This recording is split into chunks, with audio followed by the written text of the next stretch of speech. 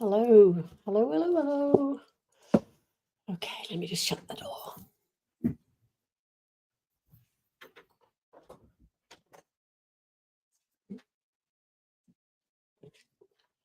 So you now know that I have a pair of jeans and my Ugg boot slippers on. It's so lovely to be back. And I've had 4 weeks, and I'll talk to you about that. I've had 4 weeks of absolute fun. And the reason that I haven't been able to do the lives is because of the fact that I thought that I was doing my lives on a Monday night, but I forgot it was English time, which was Tuesday morning. And every Tuesday morning I've been in transit. So um, I do apologize. Hello, lovely Robert. How are you? Anyway, so that's why I haven't done the lives. And I thought, well, I can't stress over it. I can't do it. So I've just got to say, I'll come back and start again. So here I am. And I'm extremely excited to be back. And yes, I have missed all of you, even though I can only see a few of you. Actually, it's really interesting because when I was traveling in the UK, the number of people that said, "Oh, I watch you live," and I'm thinking, "Oh my gosh, it's really nice to know that that people do see it and do like it, and blah blah blah." Anyway, so please let me have your questions if you have any, and please let me also have your names for healing because I think that's very important. And I don't want to jump all over the place. I want to try and keep it in line with what I have written on my piece of paper here. But I've got to get my cup of tea ready. I can't do this without a cup of tea. Happy birthday to King Charles because today is his birthday. Oh, Robert, you turned 62 while I was away. Happy birthday. Maybe we should get together somehow or other and then celebrate your birthday. I actually wanted to come up to um, Springwood. I had a mental blank then. Come up to Springwood and see a couple of people. So maybe I can let you know, Robert, and then we can organise it. So please say hello, whoever you are. Let me know where you are ringing or messaging from or connecting from. Sorry, connecting from. You can tell I haven't done this for a while. And let me have your names. Let me know where you're from. And yeah, I would like that as well, Rob. So we'll see what we can do. So anyway, King's birthday today. And let me tell you about my trip. Any of you that have are connected to me on Facebook will have seen all the photographs, and I'm so sorry for the photo bombing. But you know what? The number of people that have said we've loved your photographs, we followed your journey, we get to see places that we don't normally get to see. So I'm sorry for those you get fed up with seeing my photographs, but the others of you, I'm really happy that you enjoy my photographs. Hello, Ian from England. I was just going to talk about you. Alice Doherty, hello. Oh, you're from Sydney. And Ian is from Ian Tamplin is from the UK, Portsmouth, and Robert Wilson is from Katoomba, which is lovely. So we've got people from all over the place at the moment. So yeah, so Jenny Doherty is the most amazing medium, and she is so funny. Hi, Tracy, how are you doing? Yes, I am over the jet lag. It was really funny because I came home 6:30 on the Wednesday morning, and normally I try and stay up and then go to bed, and then I'm awake and I'm asleep and I'm awake and asleep. But I stayed up all day, and at 8:30 I went to bed and I slept for 16 hours. The first time ever that I've done that. Anyway, and I think that has really helped the jet lag, and I haven't stopped since. So I've got a lovely friend staying with me at the moment, and she says you never stop, and I never do. But anyway, the trip was amazing, and catching up with everybody was also incredible. But we had 6 shows. We were supposed to have 8, but there was a bit of a mix-up with the organising of one of them in a theatre. And yeah, by the time they did organise it and say, right, we're going to go ahead, it was too late to do anything about it. So we did 6, and the 6 was sold out, and it was just amazing. Some of the venues were smaller.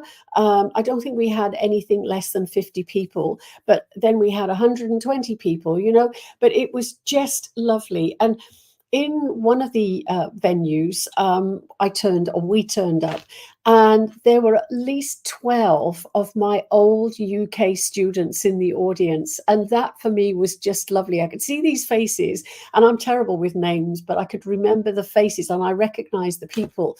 And they all came up afterwards and spoke to me, and it was just lovely because, you know, we'd all sat in my little living room in Red Hill. One of my Australian friends told me it was like a doll's house, but we all used to sit in this, crammed in this little room, and it was just so lovely to see those people. So, and I've done, oh my gosh, so much traveling, I can't believe it. And I went on trains and boats and planes. That's a song. Ian will start singing. And a ferry and a bus. And I had all sorts of problems because, you know, when you grow up in a place, it's interesting because you grow up in a place and you know where everything is. Well, since I've moved away from Cardiff in South Wales, they actually decided to change the bus station and move it to a completely different venue. So I got to the bus station and I said, where's the bus station? And they said, oh, we closed the other one down 8 years ago. And I was completely thrown. So, and then I was being passed from pillar to post. And you can imagine after 24, actually it was, yes, 24 hours plus 8 hours on a bus. So by the time I got there, I was so tired, and I'm dragging a suitcase and a rucksack. And they said, oh no, it's this bus stop, and then it's this bus stop. And then I rang my mum and I said, please, can you come and get me? So bless her, she came and picked me up from the centre of Cardiff. But apart from that, the traveling was great, and I was worried about traveling without a car this time because, you know, we take for granted our car and we just jump in and, you know, we go from place A to B, and it's just lovely. But anyway, I did it. And somebody said, would you do it again? And I went, yes, I would. So I've really, really enjoyed not only the traveling, but the meeting of the different people on my journeys as well. So hello, Mary. Mary, let me know where you're from, because I think your name is new. I did have a beautiful, incredible time, Robert. Thank you. Bethany Gwanline. That's an interesting name. Is you'll have to tell me where that's from. It sounds Welsh, but I think it might not be. But hello, Bethany. Yes. So okay. So yeah, laughter, laughter, laughter, laughter. Anybody that knows Jenny Doherty knows what she's like, and I could not stop laughing. It was just the way she said things, the quickness that she said things. Oh, Scarborough in Brisbane. Hello, Mary. Lovely to see you. And it was the quirky things that she'd come out with, and I'd just look at her and just fall about laughing because it was just, she's crazy, but crazy's great. I love crazy. So we had the most amazing time together, and I'm so happy to have her as a friend and also a working colleague as well, because we work really well together. And what we did is we were doing a tag team. So she'd do a message, I'd do a message. And it made me laugh because every now and again she'd say something and then she'd look at me and go, am I allowed to say that? And I'm going, no. So it was really funny. So Bethany, it is Gwaenlang. It is Welsh. There you go. I'm from Welsh Wales as well. So ysgwelwch yn dda. Anyway, so I told you about the old students, and lovely Neil Payne joined us as well. He came to the tea rooms in Havant, and it was lovely to see him because he travels everywhere on the train. So we appreciated him coming, and that was gorgeous as well. Leanne, hello. And then we also stayed in a haunted pub. Now, it was really interesting because this pub was 400 years old. It's called the Royal Oak in Swanage in Dorset. Gorgeous little pub. You know, it looks very unassuming from outside, but it is extremely old, and the walls are about, you know, 1,000,000 inches thick. And I don't know how much that is in centimeters. Sorry, I still can't work out centimeters. Anyway, went in this pub, and the people in the pub said, oh, are you staying here tonight? We went, yeah. And they went, oh, that's going to be interesting. So, well, the pub is haunted, and a lot of people have done investigations there, and it is very much haunted.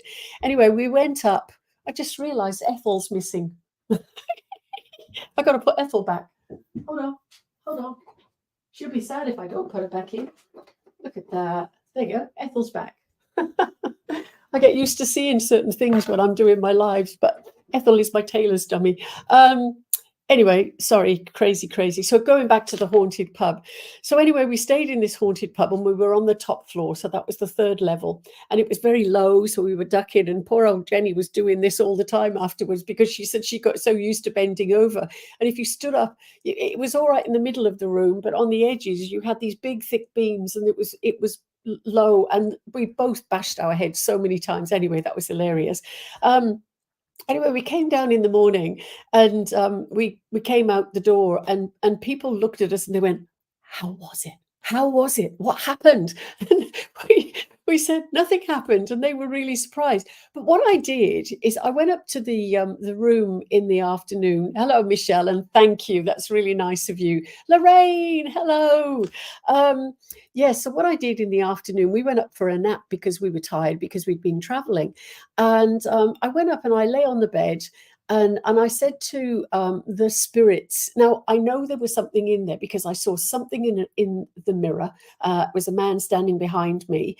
And then during the night, I heard a ball bouncing and I heard the second time we went there, I actually heard voices in the room at the end of the corridor and there was nobody there except for us. So, and it was ladies' voices. And the rooms that we were staying in were the rooms that were occupied by the prostitutes. So it was a brothel in its day as well. So it was quite funny. Anyway, so I went up in the afternoon and I said, oi, you lot. I said, we're doing a show here tonight.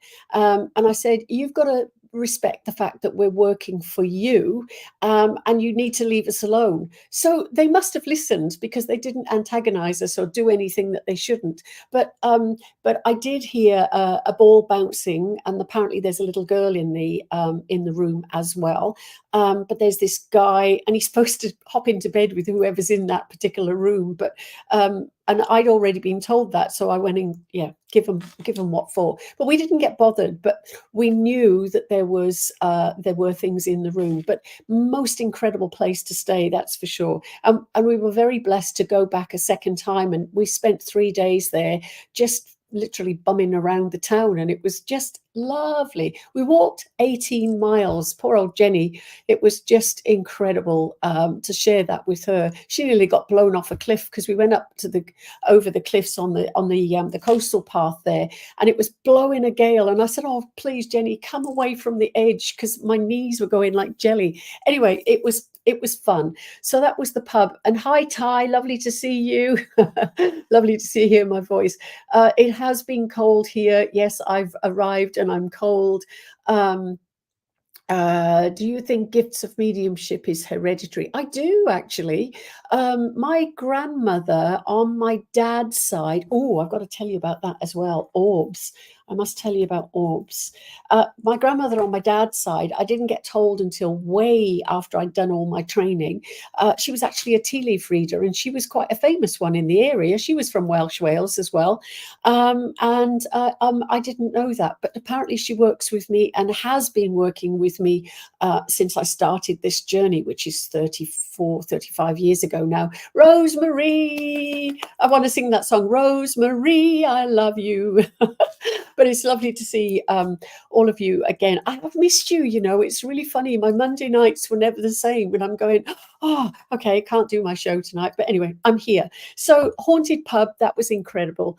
As I said, we had the chance of going back for another 3 days and lovely Rachel, who owns the pub, gosh, she was so accommodating and hospitable. And we did a show in the pub as well. And it was packed to the rafters. I think they almost had people sitting on people, but it was fun and it was just really, really good. Anyway, Hever Castle. We went to Hever Castle, which is where my lovely healing book comes from. So this is Anne Boleyn's prayer book. I managed to buy another one while I was there. So any names for healing, let me know. But it's a Henry VIII's palace, one of his palaces, and he lived there with Anne Boleyn. And when you're walking around the place, it's absolutely gorgeous. It's got the most beautiful grounds, and it was taken over by the Astors, so Lord and Lady Astor. I can't remember the dates, but they did a lot of renovations and added things to the place. But you're walking in the footsteps of kings and queens and lords and ladies, and it feels surreal. And when you're walking around, it's almost, I felt like I'd been there before. You know, you sometimes go to places and you feel as if you've been there before. Well, I did. And then we went into the palace itself, and they had all this, there was torture equipment, which one of my little granddaughters couldn't get over that it was torture equipment. But that was, yeah, anyway, that was really lovely seeing the beds, and it's all original furniture and things like that. So that was quite special. But the gardens and the lake, and it's just really special. So I mentioned my granddaughters. Mandy, hello. I spent time with my son, Neil, and his family, and his two daughters. And gosh, it was so beautiful. They're 9 and 4. And it was so lovely to see the 4-year-old. She's fit and healthy and well, and but she spent 3 years of her nearly 5 years in and out of hospital. But I tell you what, she was hilarious because so fit, so active, both of them. And they do gymnastics, and you're sitting in the lounge, and all of a sudden they've got a practice gym mat in the kitchen, and all of a sudden, watch this, Nanny, flip, flop, back, flop, blop, blop, blop. And you think, oh my gosh, they're going to go into something, you know, but very, very agile and so funny. So that's what we did there, and I really enjoyed that time. Oh, and in that place, I actually stayed in a 13th century pub, which again is haunted. And a friend of mine, Kat, and I were going to do a bit of a, you know, sneak around and see what we could find, but we didn't get the chance to do it this time. But we will do it when I go next year. Yes, I'm going back next year. But the pub is haunted, and it creaked and groaned an awful lot. But it was again just really lovely. And of course, the main reason for going at that time, or this time, was it was Ian Tamplin's 80th birthday. So we all went and had a big get together, and there were some surprise visitors, and it was just wonderful to be able to celebrate with him. So that was an absolute blessing. Could I put Jeff Griffiths in the healing book? Absolutely. He's in already. Okay, already in there. So let me know, anybody, if you've got any names for healing, and I promise you I'll put you in this their names, sorry, in this lovely book. So what else did I get up to? So I went to, and I've never been there. I lived in Surrey, but in Surrey, and it was only about 20 minutes from where I used to live, is a place called the Harry Edwards Healing Centre. And we had a day free when we were doing 2 of our shows. So we did Wednesday, Thursday free, Friday. So on the Thursday, sorry, Jenny said to me, "Have you been to the Harry Edwards Centre?" And I went, "No." And Jenny was brilliant because she you know, she drove us all over the place. It was brilliant. And anyway, we went to the Harry Edwards Healing Centre. So Harry Edwards was a healer himself, and he had this incredible property which he's donated over to healers and healing. And many of my friends from one of the original churches that I used to go, which was the Ewell Chapel in Surrey. So Mary Edwards was a healer. A lovely friend called Tony Crouch was a healer, and there's lots of people whose names I can't remember, but they were all healers there. And it's absolutely gorgeous when you walk in. And I said this to the lady that was on reception. I said, when I walked in, I felt as if I'd been given a great big cloudy type hug. And she went, "Oh, that's so lovely to hear." I said, it just felt beautiful. Anyway, we walked all the way around, and we saw Harry Edwards's bedroom, and we saw the meditation room, and where they do the healing chapel and that sort of thing. And for me, it was just gorgeous walking in the grounds. And it was really interesting because Jenny and I were walking along and there were all these benches, and there was a bench that had been dedicated to Max Bygraves and his wife Blossom, who obviously used to go there. But there was a bench and there was an initial J on it, but there were two benches like this in a V shape. And Jenny turned around and she knew that the initial on the other bench would be a V. Now, what's the chances of that? Val and Jenny, V and J, and there's two benches. And, you know, we had lots of those sorts of experiences when we were going around together. It was just crazy, but it was almost like affirming so many things to us about working together and you know, the work that we do. So that was really, really beautiful. Nicholas's name is in my book. Nicholas, already in, right? Thank you, Leanne.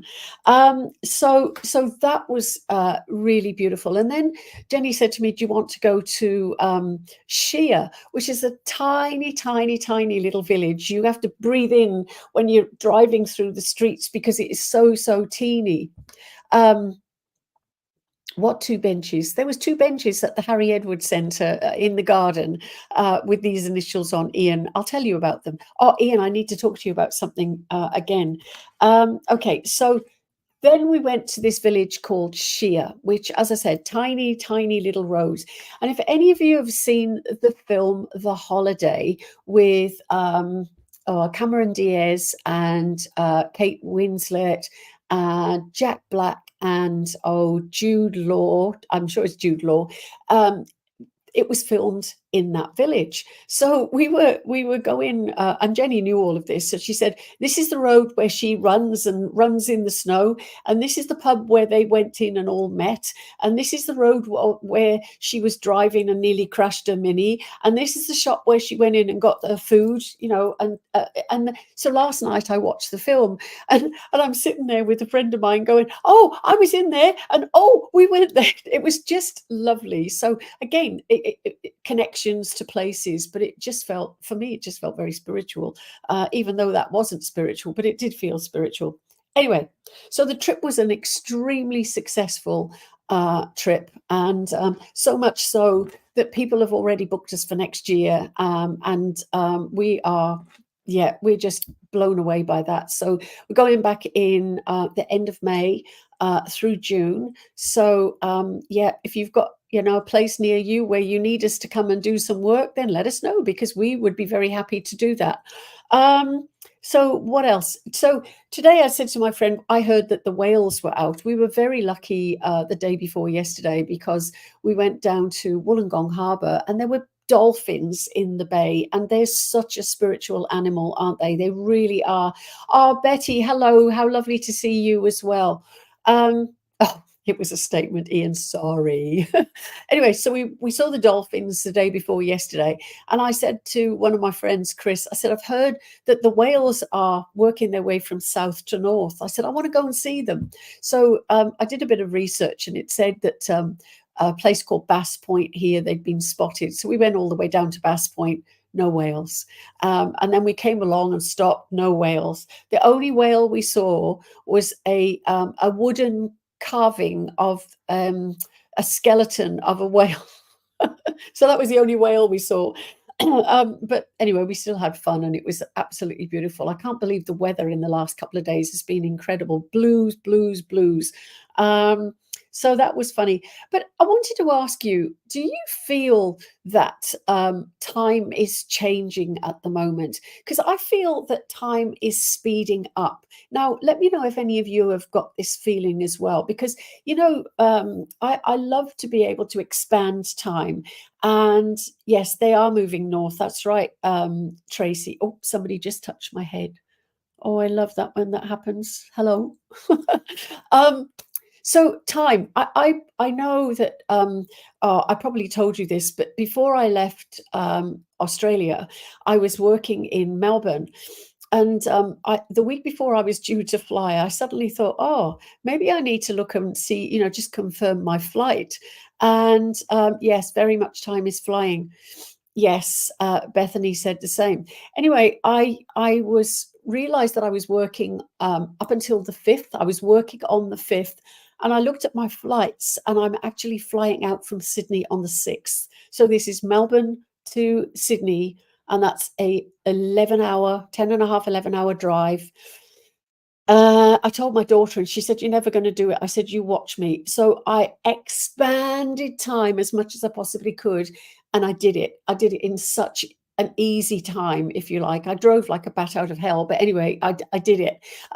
Luckily enough, I've got my camper van, so I was able to drive. I can't remember. I was 2 hours short of getting home, and I thought, I'm tired. I can't do the rest. So I just pulled over and slept for a couple of hours and then carried on. And then I got my flight in the morning or the afternoon, evening, and it was brilliant. But I do find that time is racing, and it feels as if, when you're kids, it feels as if time is going really, really slow. I used to remember school holidays, and they seemed to go on forever and ever. And now it's almost like, because we're getting older, and this is my take on it, we're getting older, it's like we're racing to death's door. And I'm thinking, no, I do not want to do that. But so I'm trying to slow time down, and I'm trying to find a way to do it. So if anybody got any tricks or tips, let me know. Lisa Ann Lancaster, lovely, lovely, lovely to see you. So Lisa, I'm not doing readings today. Today is week 3, I think. What day are we? It might be week 2. It's week 2. So week 1 and week 2 of the month, I do a general chat and include you, and then week 3 is an invited guest. And I've got the lovely Pete Smith coming, who's a quantum physicist and just written a new novel. So he's coming on week 3. Week 4 is the readings. Okay, so it's week 4. But I do something every week. I haven't for the last couple of weeks, obviously, because I've been away. But anyway, so if you are experiencing time racing away from you, try to expand time. Now, I can't explain it any other way apart from just talk yourself into it. That sounds crazy, I know, but it works. It's like bursting clouds. You look at them and you just tell them to burst, and they will burst. You can make things happen just by willing it to happen. So I need a TARDIS. That would be absolutely wonderful, Robert. Oh, Lisa Ann, you saw me in Portchester with Jenny, and you were fantastic, although you had a cough. Do you know what? That was the scariest thing, because I didn't just have a cough, I couldn't breathe. We got to the second half, and I just couldn't breathe. And all I can say is thank goodness for Ian Tamplin, who was there, who helped me to get through that. But I felt really bad because I dropped Jenny in it. She had to do the second half all on her own. But thank you, Lisa Ann. That is really lovely of you. But it was a great show, even though I didn't do the second half. But anyway, time changing, making things happen, expanding time. So if I can do it going from Melbourne to Sydney, then all of us can do it. And I think we really, really need to try and do that, because it just feels as if everything is happening so fast and so quickly. I mean, we're already into the 6th month of the year. It was Christmas yesterday. I mean, what is all that about? Anyway, so let's all try to slow the pace of things down around us, says she who runs at a 6 million miles an hour. I've got a friend who says you never stop. In fact, lots of friends say that to me, and I don't ever stop, because I think with me, it's if I stop, what happens if I stop? 1, I'll fall asleep, and 2, I've got too much to do. So I need to keep going, because for me, I've got to do. So I'm afraid I'm never going to stop, which is, it's not a bad thing, I don't think. So, okay, I want to bring something up now. Oh, that's a nice cup of tea. I want to bring something up now that I know I've brought up before, but it's a topic that keeps coming up, and it came up yesterday in a feed on Facebook about mediumship and the standard of mediumship and the awful, awful, awful messages that some people are bringing through from supposed spirits. And you think, why why would okay, why would somebody do that? Where is their integrity? And if it's coming from supposed spirit, why would spirit say those things?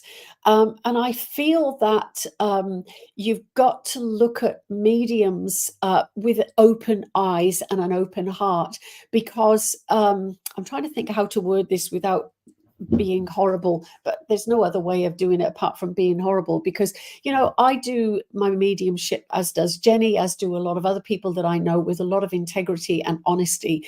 But when you hear the absolutely awful things that are being said, and they're packing halls out, they're making an absolute fortune as far as money is concerned. And okay, this is going to sound awful, but a lot of people who go to see mediums are fairly vulnerable. Vulnerable is the word I want to say. I was going to say gullible, but they are gullible as well. But they're vulnerable. Why are they vulnerable? Because they're desperate. They want a message. They need something. They need to know. They need help. And when they stand in front of somebody that they think is a good medium, because they maybe don't know any different, and then they watch them doing mediumship in the way that they do it, and then they believe that, I feel I feel as if I want to stand up and say something. And I know I was talking to a lady the other day, and she was giving me an example of what was being said. And I said, I know exactly who that medium is, because I'm being told the same thing about her. So I'm not going to divulge names, because that's not the way to go. Although I sometimes feel as if we need to name and shame people, because mediumship is about connecting to spirit. It is about helping people and uplifting them, not filling them with a load of rubbish and filling them with a load of lies and filling them with a load of gobbledygook, because that's not mediumship. That's not what we do. That's not what this is about. And that's not what, I go back to the pioneers of mediumship, and the Fox sisters, that's 200 years ago now, and they did not go through all they went through so we could have people now doing stupid, ridiculous, unethical mediumship. Now, I'm standing on my soapbox at the moment, I know, and I apologize. Well, no, I don't apologize, because it is, yes, you're right, Robert, because people are working from ego and they're only concerned about money. And for me, this is really important. Why would you say, oh, that spirit person's lying under your chair and looking up your skirt? What? And why would you say, oh, your husband's going to get run over by a bus in 3 weeks' time? That is absolutely not what mediumship is about. Um, okay, Alana Rhodes. Thank you for this. I almost hate telling people I'm interested in mediumship because of this. I once had a medium try to tell me uh, Tantra would be good for me from him. Could you believe it? Yes, I can. Um, would you tell someone their son is a bad spirit? No, no, no, no, no, no. Why would you do that? I mean, there was a medium years ago. She's still on the circuit, and I saw her working. And she said, "Oh, I've got the name of," and there were three people stood up. Anyway, she whittled it down to one. "Oh, your son is in the spirit world." "Oh, mom, I'm so sorry. I'm so cold and I'm so lonely and I'm so sorry." Why would you do that to somebody? Why would you do that to somebody? A mother who's lost her son, and you're telling her that her son is in the spirit world, he's on his own, and he's cold and he's lonely. It just absolutely sucks. Yeah, name and shame is needed in some cases. Yeah, yeah, yeah. Lorraine, it is absolutely shocking. I don't know what to say. I don't know what else to say. Um, so you experienced, Robert, a so-called medium at the Mind Body Spirit. She upset a young mother and her baby, and she was absolute mess afterwards. I hear this story over and over and over. And the worst thing about this is I've actually heard stories of information being given by a medium, and then that person going away, the recipient going away and committing suicide because of what they've been told.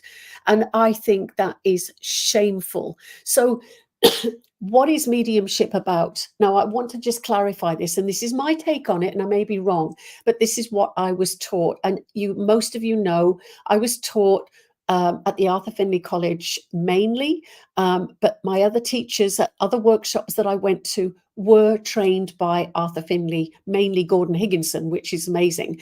But the whole point of mediumship is proving that when a person dies, the physical body dies. Okay, so we become ashes or we go into the ground, whatever. But the spirit, the essence of us, is an energy. And according to Einstein, energy cannot be destroyed. So the energy of your loved one is what we're connecting to. Now, why would they tell you something awful or horrible? They want to tell you that they're still around you. They want to tell you that they love you. They want to tell you that they're helping you and guiding you. They want to be there with you. And they want to be there with you in a very, very positive way. So if any of you hear of any mediums, so-called mediums, who tell you, or you hear them say these things, don't go there again. Absolutely don't go there again. And it's like mediums who diagnose medically. We are not supposed to do that. We're not God, we're not doctors, we're not trained to do any of that. If I, for instance, see something with somebody, I'll say, oh, have you had a bit of an upset tummy recently? Have you got it checked out? I won't say, oh, I see you have cancer. And people do that. So again, how do you know that? How do you know that? Okay, I know that some people have said and had that happen, and they actually went and got it checked, and they did have cancer, but we don't have the right to do that. So don't listen.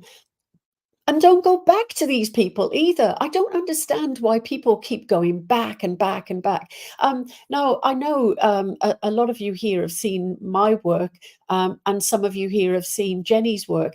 And it is about making that connection, giving the evidence of proof to prove that this is your dad, your mum, your brother, your sister, whoever, and giving the information that you go, well, how did you know that?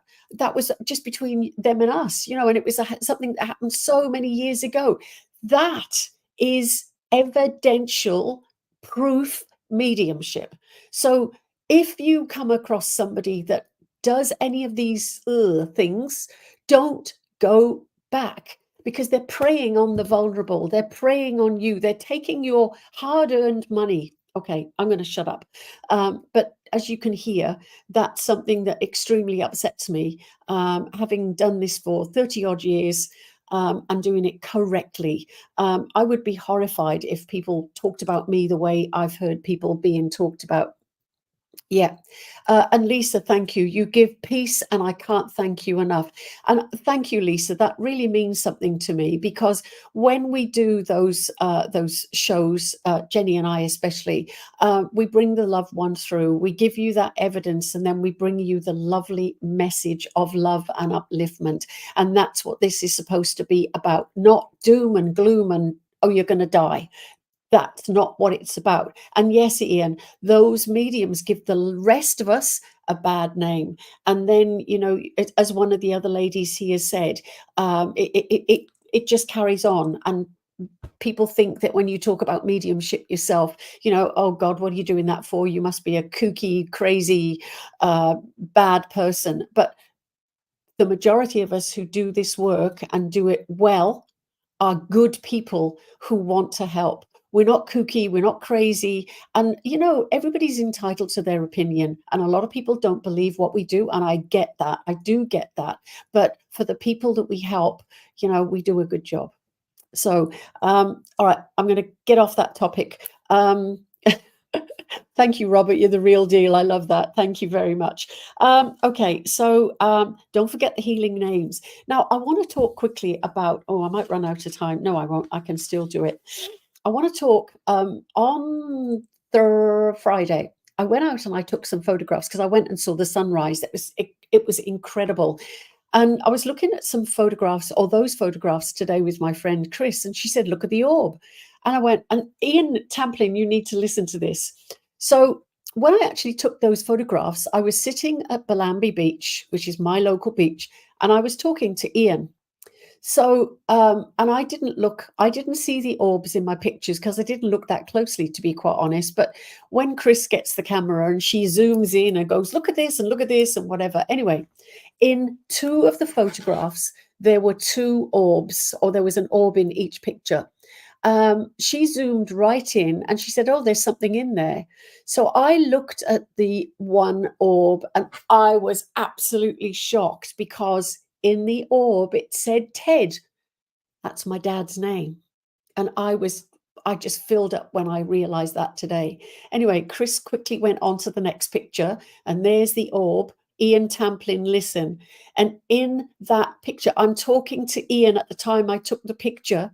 In that picture, the orb said Pam. So Pam is Ian's wife who passed about 4 years ago. Now, what is the likelihood of that happening? And I'm not making it up because we both saw it. There's another word underneath both the names, and I haven't been able to work out what the word is yet, but I was absolutely blown away by one, Ted, my dad, and then I looked at it again and it looked like fun. So I thought, oh my God, that's amazing. So Dad knows that I was having fun doing the things that I love, sitting on my beach, watching my sunrise. I know it's not my sunrise, but you know what I mean. And the fact that I was talking to Ian at the time, and the second orb had Pam. Now, all the other photographs had no orbs in them. So there we go. It is amazing, Lorraine. Absolutely. So I've gone goosebumpy thinking about it. So I'm going to try and blow up the, not literally blow up, but enhance the orbs and try and get photographs of them. It's incredible. So yeah. So thank you, Chris, for finding those for me today. But I didn't even see them because I take the pictures and then just, put them up on Facebook and don't even think, but she looks at all the clouds and the formations and look at this and look at that. But anyway, so the other thing, I hope all this is making sense to you tonight, but don't forget your names for healing and you shivers exactly, Ian. But I want to talk about finding your tribe. Now, this is something that is important to me. I've always had lots of people around me, but never a lot of friends. I don't want people to feel sorry for me. That's not what I'm after here. But I think a lot of people are the same. We go through life and we've got a handful of people who mean such a lot to us, and there are other people that are around us. And I was away talking about this, and then I've come back and I've been talking about this. And I think I've got 7 people. There's my clutch, who are my tribe. The people that I can rely on, the people that I can turn to, the people that I can trust to be there for me. Now, and I know I've mentioned this before, but even with family, are they trustable? Is that the right word? It's probably not the right word, but can you rely on them? And I know there are certain members of my family that I've just pushed away because I can't. And again, they're probably watching this, and I think, well, do you know what? I'm just being honest and truthful. That sometimes hurts people, but so be it. So be it. Betty, your name goes in my book. Yeah, and family for me have been very, very hurtful, and I have had to separate them and then look at who is my tribe, who are my true spiritual family. And for me, my spiritual family are more important than family with exclusions in there. I take my children are different, and then my grandchildren, who've become the love of my life. They really have. But think about the people who are around you. How many of your families have said hurtful things to you that they should never have said. And I had a bit of well, it wasn't a bit of a blow. It was an incredible blow when I was at home this time, and I went, oh, now that makes an awful lot of sense with my life. And then I've come home, and it's sort of emphasized the handful, the tribe that I've got. And I think this is important. Yeah, spirit of discernment is essential to survival. Absolutely, absolutely. And yes, it was an incredible message from my dad and Ian's wife. Yeah. So think about the people who are around you. Are they causing you problems? Are they hurting you? And if they are, doesn't matter who they are, they need to go. They need to be pushed aside so you can concentrate. Look, we've only got one life here. I know we have lots of lives in the spirit world, but we've only got one life here. And as I said, time is going very, very quickly. And for me, I haven't got time to waste on people and sadness and jealousy and bitterness and all that sort of thing. So think about it seriously. Spiritually, do you need those people in your life? And if you don't, then do something about it. I think it's really important. Yeah. Anyway, I'm getting really cranky as I get older, but I'm also being very honest. And I think I spent most of my life growing up being very quiet because it was being brought up by a Victorian dad. I love him to bits, and we got over our issues, and we had lots of talks in his later life and my life.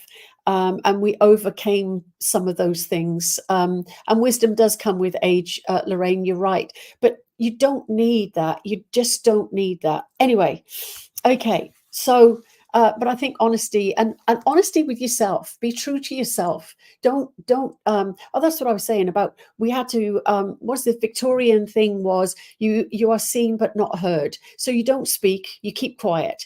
And I've done that, I'd say best part of my life. And now I'm going, I've got an awful lot of making up to do. So watch out. But anyway, I'm just telling you that from my experience, I think it's more important to be honest. But the most important person to be honest with is yourself. Okay. Because your spirit, while you're here, has to grow. Your spirit has to achieve the things that your spirit was sent here for. And your spirit was sent here to learn, to grow. Every time we come into this world, we take another step up that spiritual ladder. And if we've got people around us who are knocking us down, then we're never going to get up that next rung of the ladder. So for me, and this is what I'm doing, is I'm doing the best I can for as many people as I can. Most importantly, myself. And that's not being selfish. Thinking of the self is not selfish. Thinking of the self is looking after your spirit. So you have to do that. But try and think about what you're doing, how you're doing it, and am I achieving what I was sent here for? We don't know what that was until we go to the other side. So I'm thinking, okay, all I can do is be the best person and do the best that I can. And I think that is an incredibly good recipe for a happy life. And also by stepping aside from people who are causing you pain, then you're going to have a happy life or a happier life. And it's happened. For me, it's happened. So, oh, Robert, you're a sweetheart. Thank you. I'm an inspirational person. Lovely. And I'm honored to call you my friend as well. You've seen for yourself how bad my family. Yes, absolutely, Betty. And yep, you do. Wisdom comes with age, as I've already said. Lorraine's just said that. And it's true. But, let's pass our wisdom on to other people, and especially younger people, and tell them to be honest and open, but also true to themselves. Really important. Alana, I love your honesty, and I can so relate. It is hard finishing spiritual family when you're absolutely. Thank you, Val. This resonates so much right now with me. I think it would resonate with an awful lot of people, but it's just believe in yourself, trust in your part in this world, and trust in your spiritual journey. Oh, that makes much more sense, Alana. finding spiritual family when young. Well, we're young, we're immature. I didn't have a clue when I was young. I didn't have a clue when I was first married. And when I was first married, I was too busy looking after a husband and a house and children and trying to make the relationship work and, trying to earn money. And everything was full on, full on, full on. And I never had time to think about the other part of my life. It wasn't until I got to 34 that I actually started doing this spiritual work anyway. And the last 34 years have been incredible. But now I'm going, "Oh, enough is enough." There's a song in there somewhere. I think it's enough is enough. Anyway, I probably just made that up. So making memories. Now, that's another thing that I've just done on this trip. And every time I go home or every time I see my grandchildren, I do that, making memories with my daughter, with my sons, with my tribe, making the memories, because I think that is important. When we reminisce and look back over our lives in years to come, I'm going to be sitting there with my little stick going, "Oh, do you remember?" But I love those memories. I love, thinking about the people that I've met and the experiences that I've had. So make as many memories as you can, as long as they're good memories, by the way. Mm, hate tea when it goes cold. Okay. So I also wanted to talk about in the UK, right? I've always said I don't understand why with mediumship work the UK charge a certain price, which is there, and then Australia charge a certain price, which is there, and it is something that has always bugged me. And the other thing that bugs me is the English mediums who come over here. They charge this much in the UK, and when they come over here, they charge that much. Now, why? Okay, now I fell foul of that as well. I came over here and I matched my prices with everybody else. Well, not anymore. After working in the UK, do you know what they pay half what you pay here for shows and readings and teaching? Okay, so I have a show coming up in June in Sydney, and my ticket price is $25. Now, I would normally charge $40, but when I was in the UK with Jenny, we were charging it was either £10, which is $20, or £15, which was $30 for a ticket. And I'm thinking, if we can do it and be so successful over there, why on earth can't we do that here? And why are Australians expected to pay those prices? Now, this is something else I'm going to get on my high horse about, because some of the mediums who do come over here and they do a 2-day workshop in church, and I know churches keep their prices down. I know that in the UK, but they charge £35 for a workshop, which is $70. Okay, and they come over here and they charge. I'm just trying to think of the prices that I've seen. $500 for a day. That's a bit of a difference, isn't it? And it's a bit of a rip-off, isn't it? It doesn't, just because you charge huge amounts of money doesn't mean you say you're a better teacher or a better medium or a better reader than anybody else. So have a think about that, people. So my prices are coming down, not because I'm no good, but because I feel it is important. I want to match the prices that I've been working with in the UK. So there we go. Okay, so talking of that, I've got new classes coming up, and yeah, it is interesting, Roger, very interesting. Oh, Robert, you are such a sweetie. No matter how old I get, I will always be a beautiful person. Yes, Ian, that's right. Some people think the more you pay, the better the service, and it's not true. It's absolutely not true. Maybe it is, Lorraine, but even so, I go to the UK, nobody covers my flight prices. I think that says it all. And it makes it affordable for everybody. That's right. That is exactly right. And the other thing is that people can earn very good money at a lesser price and still cover their flights as well.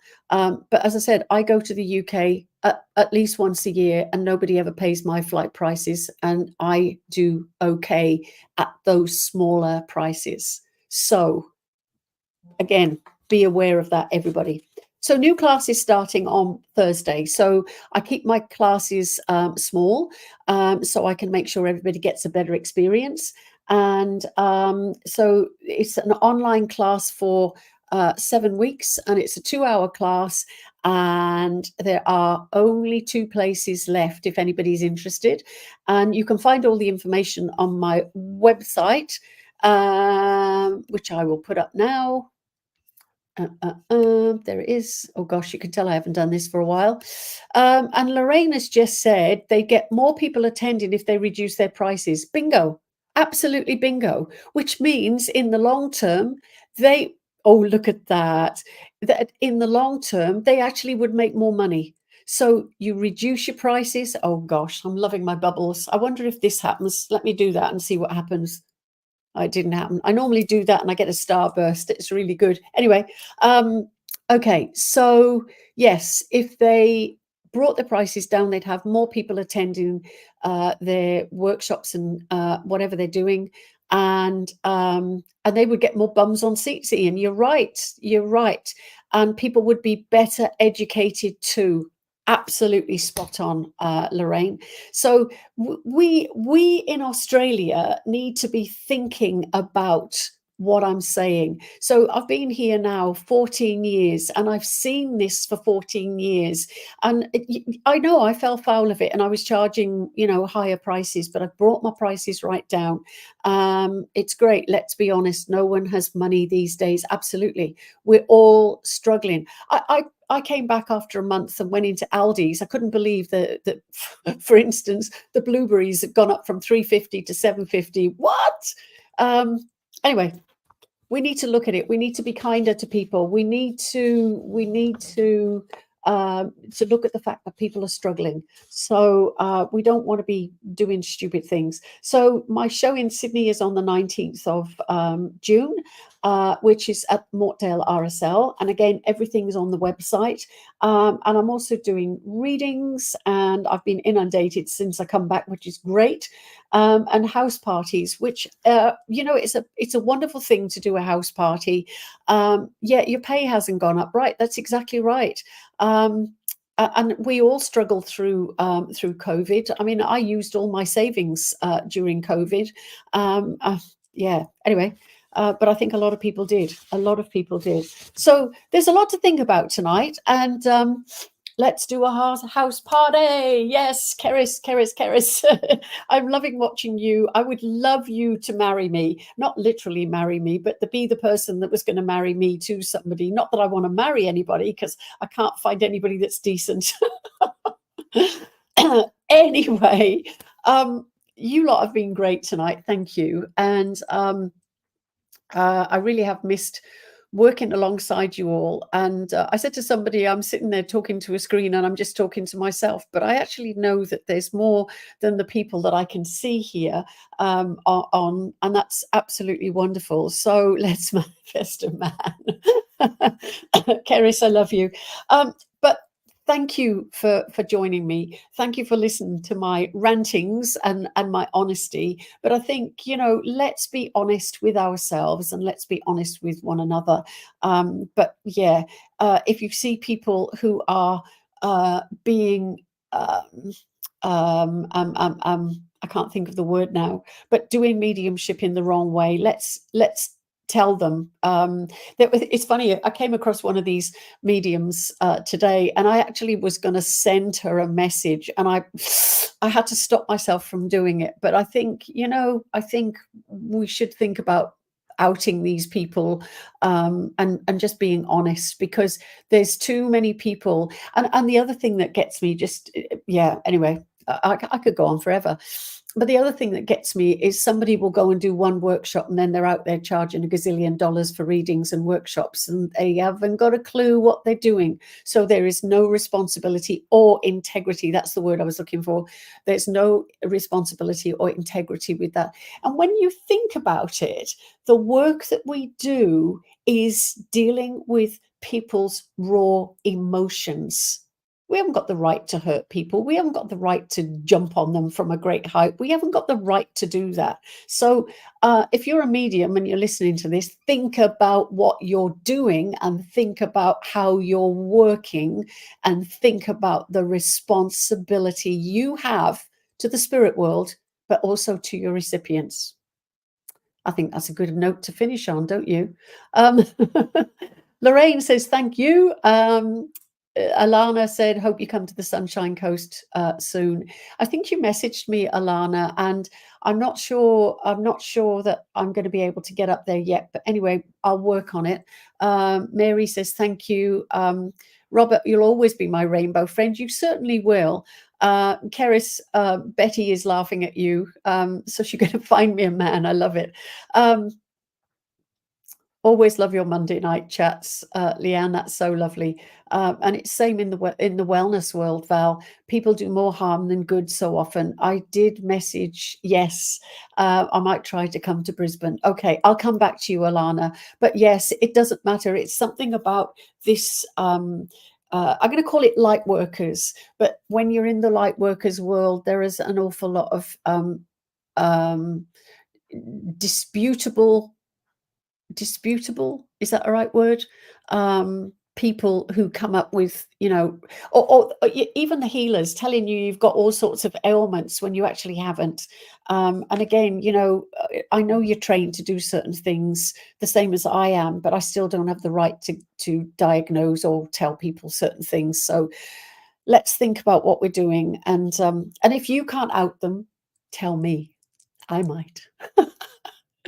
Personal responsibility is so important. Yes, yes, yes, yes.